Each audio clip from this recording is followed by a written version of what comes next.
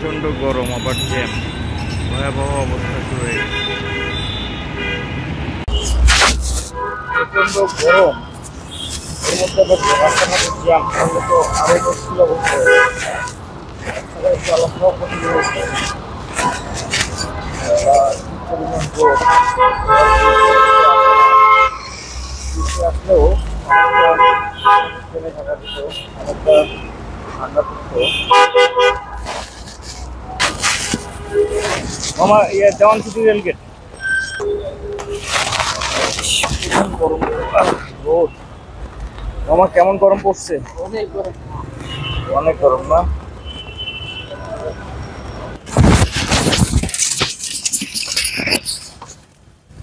এই যে আপনারা এই গরমে মনে করেন যে আরো রিক্সা চলে আরো কঠিন। গরমে